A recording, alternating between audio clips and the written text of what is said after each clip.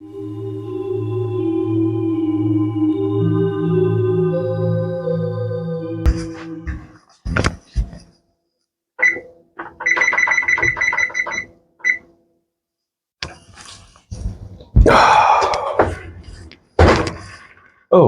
hello. Didn't see you there. I spent entirely way too much money on Blu-rays this month. So let's talk about them. Excuse me one moment. What's up, everyone? Red Eye Reviews here with a new video series for you all entitled Physical Therapy. And each month I'm going to be taking a look at all the physical media I picked up for every given month. So this will be a once-a-month series. I'm hoping to continue it. I'm hoping to get some good feedback. So let's just jump right in without further ado and get to our first movie. So first up, we have the 4K Arrow of 12 Monkeys.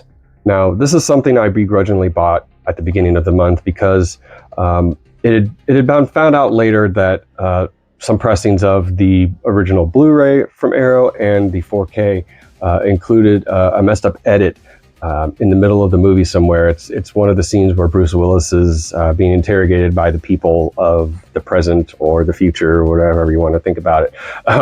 But there was a weird edit there, and once you saw it, you really couldn't unsee it. So I realized my copy had that error, and then I realized that Arrow's disc replacement program had already run out by then, so I was basically forced to just pony up the money and buy a new corrected 4K edition from them, or stick with the flawed version. And like I said, once you see it, you can't unsee it. So I literally went out of my way to get this just so that I have a definitive version of this.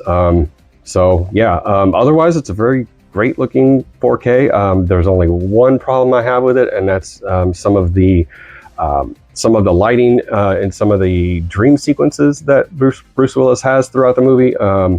The lighting's kind of toned down, and it's kind of clear from other versions of this film that the lighting is supposed to be bright and disorienting because it's a dream. But honestly, that's really my only nitpick with this. Otherwise, it's great, and I'm pretty glad I picked it up regardless. So congrats, Arrow. Thank you, even though I bought this twice. Next up, we have Robert Zemeckis' Contact. Now, Contact was something that I hadn't seen during its theatrical run, and I missed it for many years on home video. In fact, I really only saw it about a year ago, and I'm glad I did. But the reason I held off on watching it was because someone ruined the ending for me. So needless to say, I won't ruin the ending for you today, but I will say it is one of Robert Zemeckis' best films, and I'm pretty mad at myself for not watching it, even though I knew the ending.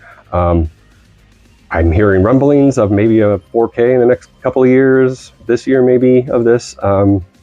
That's fine. I know it was coming when I bought this, but until then, this will have to do. And I'm glad I have it, because now I can watch it whenever and don't have to worry if it's on any streaming services or which streaming service it's on. So yeah, again, yay, physical media. Next up is something else I was late to the party on, but still enjoy now.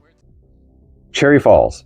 Now, Cherry Falls apparently was a made-for-TV movie, and it kind of got swept under the rug, and it's kind of become this 90s hidden gem. And I'm really glad that I got aboard that train, because it's pretty damn good. There's, it's not perfect, but it's 90s fun. It's got an interesting premise. It's got Brittany Murphy in it, who I'm really loving lately and really missing, because man, what a talent. And I mean, just overall, it's a fun movie. It's a fun horror film, and came out from Shout Factory, and I picked it up for about $10. So price was right. Had to get it. But yeah, recommend Cherry Falls. So next up is something I feel a little bad I didn't get earlier, and that's because I was being a cheap ass and waiting for a sale. But at time of this movie's purchase, it was only $18. So I don't know why I was waiting for it to drop, probably to 15 or under. But anyway, the day Carl Weathers died, I had to pick this up, and I'm sorry I'm kind of bearing the lead on this one, but this is Action Jackson. And Action Jackson is it's another hidden gem of the 80s. It just showcases how awesome Carl Weathers was, rest in peace. And it's got great performance from Vanity, and Sharon Stone's in it, and even Craig T. Nelson is playing the villain, and he's chewing the scenery in this movie. I don't know. I could talk for a while about this one, but all I can say is go pick it up yourself and check it out. If you love 80s action films, you might have missed this one. Man, damn, what a good movie. But yeah, rest in peace, Carl Weathers, and yeah, pick up Action Jackson. So this is another film that I had for a long time on Blu-ray. In fact, I had one of the early Shout Factory Blu-rays, and I know it was an early Shout Factory Blu-ray because it came with a DVD in it. But this time we got an upgrade, Night of the Comet. So Night of the Comet has gained a lot of traction among film fans lately, and I'm really glad it has, because who knows if this would have gotten an upgrade, you know, when we did. I mean, I'm sure Shout Factory would have done it eventually, but I think the rise in popularity is really helping this one get out there more. Night of the Comet is a great little film from the 80s, and it's basically about two women who are stuck in a mall, or basically just stuck alone when most of the Earth's population gets killed from a passing comet.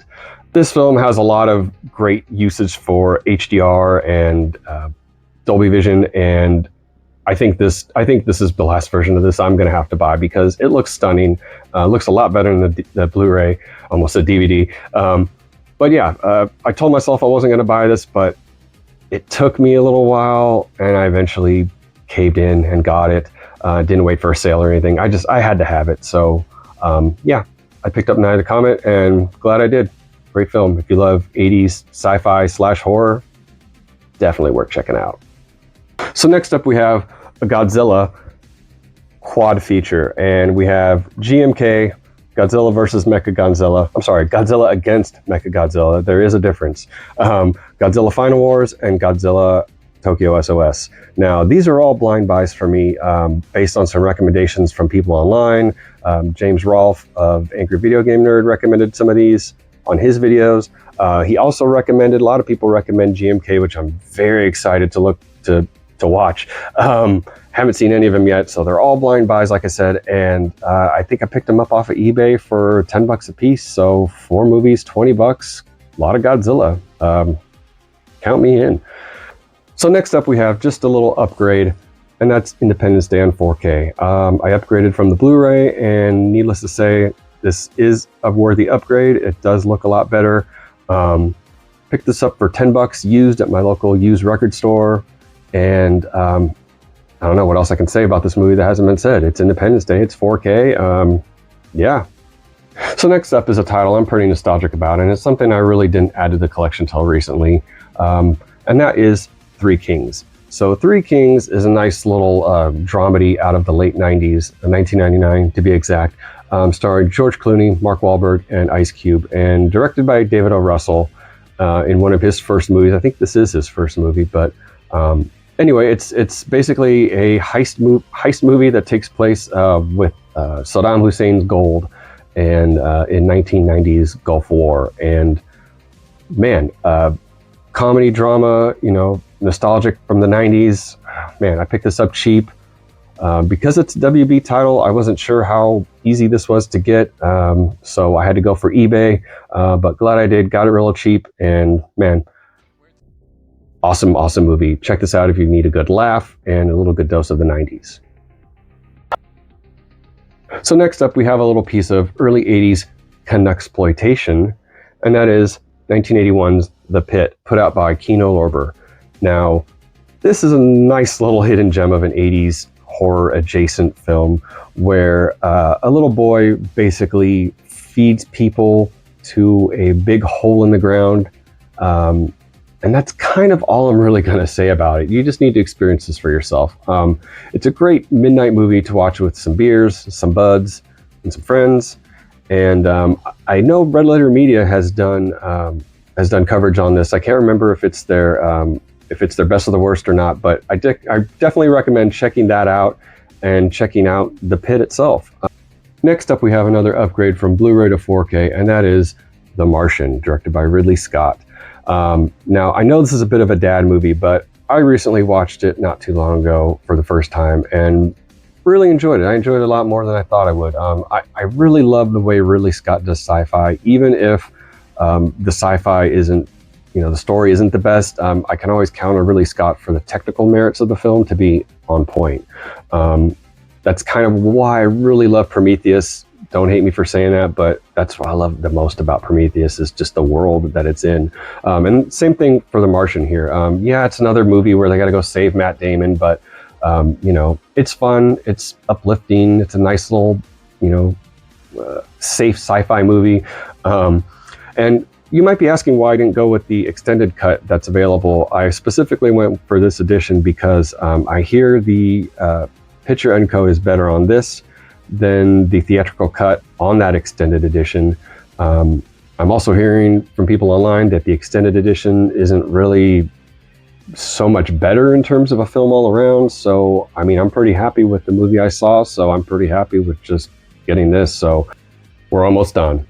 Next up, we have another 2-pack, and that's the Kingsman films. Now, the Kingsman here, the Secret Service, is an upgrade for me from Blu-ray to 4K, and unfortunately, I have not seen the Golden Circle yet, but I intend on it now because I have the 4K and don't have to go searching for this on streaming. So I got this for, it was in a little 2-pack box, and the box was kind of destroyed, so I just threw it away. I know it's probably going to hurt some of you collectors out there, but yeah, I got rid of it. But yeah, I really enjoyed the first film. I'm really anxious to see what the second film has in store for me, and then I intend on watching the third film, the Kingsman? I don't know, the third film. So yeah, pretty glad to pick these up. More Fox titles, and you never know with Fox and Disney what they're going to do, so that's why I'm really focusing on picking up a lot of Fox Disney titles, because who knows what may become of them. Even though Sony now has the distribution rights to Disney's catalog, who knows if we're going to see reissues of these or what. So yeah, definitely glad I got these, and interested in checking out Golden Circle and the Kings, the third film. All right, horror hounds, we're getting down to the nitty gritty here. We got some horror films coming up. I even have a really rare hidden gem of a horror movie coming up soon. Can't wait to talk about that one. So for now, we're going to talk about something you guys probably already know a lot about if you're a horror head, and that is Hatchet. Now, of course, I was late to the game on Hatchet as well, and I just saw this about 6 months ago. Really enjoyed it. The 80s horror vibes are strong here, and it's just fun overall. I watched this with a good friend of mine in kind of a midnight movie setting, and we had a great time. Just, lights off, sound up. Man, what a good time. I don't really know how the sequels are taken or how they're going to be, but I'm really kind of curious to see where they're going to go and what they're going to do. I'm assuming they, ramp up the violence, ramp up the, the intensity. But yeah, really glad to get Hatchet on Blu-ray. All right, next up is something that has been on Shout Factory's out of print sale for the last month or two, and that is going to be the Omen box set. And so I picked this one up off of eBay for about 25 bucks, and I really only wanted the first film. So I really didn't care that the box for the Omen ended up like this. Wow! Yeah, so in this box set you get the original Omen, which I was really looking forward to getting because I only had the old Fox first edition Blu-ray, and I hear Shout Factory did a good restoration on this. Whether or not there's going to be a 4K of this down the road, I don't know. I don't care. For now, I got the best version of this. And honestly, Omen's one of my favorite horror films, let alone one of my favorite horror films from the 70s. So, I mean, I had to get this. I mean, classic all the way. You can't get better than this. So I'm going to shock you with this one here is I have never seen any of the sequels. The only thing I have seen, and the only thing I really don't care about in this box set, is the Omen remake. And I really hated this when I saw it, and it just abomination. It's just, why did it need to be made? So needless to say, who cares about that? But what we do have here is we do have the rest of the sequels, and I'm really interested in checking these out, especially these two, because I don't know. I've known they've existed my whole life, but I've never seen them. And I want to see what Sam Neill brings to the character. And I just want to see where his story goes after the ending of part 1. So yeah, I'm really glad I picked up the Omen. As for this box, I don't know, man. It's it's seen better days, but you know, if this was the way to get a good copy of one of my favorite horror films on Blu-ray, then whatever, I'll take it. All right, horror hounds, I got that rare gem for you. We're going to talk about now. Really happy to get this one. Really happy. Soul Survivor. Now, Soul Survivor is an interesting little gem out of the early 80s, and it's basically like a precursor to Final Destination, where a woman survives a deadly plane crash where everyone dies, and she has survivor's guilt, which you know, plagues her. But then throughout the film, she is plagued by manifestations of the people who died, and man, it's really good. It's a true definition of hidden gem, even though I've kind of thrown that word around a lot in this video. But true definition of that word, that phrase, because this is something I had never even heard about until I just came across it on Shudder one day and saw it, and I was so taken aback by the lead performance from Anita Skinner, who's I think only maybe done one other movie after this. She nailed the role. She carried the movie on her back, and you know, it is a slow burn. It is an 80s film, but I couldn't take my eyes off it. Like I had to keep watching it. I did not fall asleep like, you know, an old man my age would. But yeah, check this out. It's put out by Code Red, and man, what a great little film. I saw that it was out of print and hard to find, so I sought one out and got it on eBay, and really glad to add this one to the collection. Just so glad. Soul Survivor, definitely check it out. It's still on Shudder. Yes, if you're a fan of this kind of stuff, worth it. Highly recommended. And last but not least, we're going to bring it full circle back to the G-Man himself, and that is Shin Godzilla. Now you might be asking yourself, how the hell did he get this? Well, I didn't pay $80 on eBay, which is what a lot of people are selling it for. This did go out of print for a little bit, but I think that's because of the hype and the love for Godzilla -1, which I love myself. And it also got me back into seeking out more Godzilla films, hence why I bought those double packs, and why I've been on the lookout for Shin Godzilla. So Shin Godzilla, I got this from eBay through Grove, and it was only $10. So they must have had a restock. Amazon also has it for $14.99 right now, I believe. If it's not available, I know they're still filling orders, and you can order it, and you know, you'll get it when they get stock. But I think this was the reason I got this. Wasn't luck, it was just they had a restock. So this is the Funimation edition, and you're not going to get a digital copy with this, but that's okay because I think they're expired anyway. But Shin Godzilla is pretty great. It's something I checked out literally after I saw Godzilla -1 and fell in love with it. And this has a really mean, horrifying Godzilla in it, and this movie is very real world, where they talk a lot about it involves a lot of the bureaucracy of government and debating what to do with Godzilla and how to take care of him, et cetera, et cetera. But yeah, it can be a slow burn on that side, but the Godzilla scenes where he's in it, man, they're like I said, pretty terrifying and worth the price of admission for sure. Also, there's a transformation scene in the beginning where I won't spoil too much, but this creature, his eyes are just insanely like bugging out, and it's like it's all I'm looking at when I watch this scene. And it's pretty trippy. So yeah, Shin Godzilla, I'm really happy to add this to the collection. Couldn't be happier to get it. Like I said, do not pay 60, 70, 80 and up on eBay. Go to Grove, go to Amazon, get it for cheaper. Highly recommended too. Not the best Godzilla movie at all, because that's -1, of course, but it's definitely high up there. It's definitely worth checking out, and it is I don't know what else to say. It's awesome. So there you have it. Those are my Blu-ray and 4K pickups from the month of February. And I will be back next month talking about my March pickups and showing you everything I'm probably going to have to sell off to make April's rent.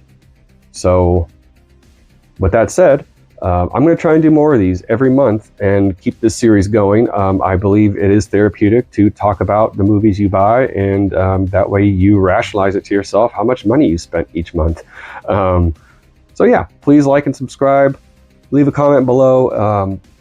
Tell me, did you like Soul Survivor? What'd you think of it? Am I wrong about the Martian theatrical cut? Tell me why maybe I should have picked up the extended cut. How about those Godzilla movies? Is there something I should watch before I watch GMK that you think is better than GMK? Because that's what I'm going to try and watch first. Yeah, so again, like and subscribe, and don't forget, keep those eyes red, everybody. Bye.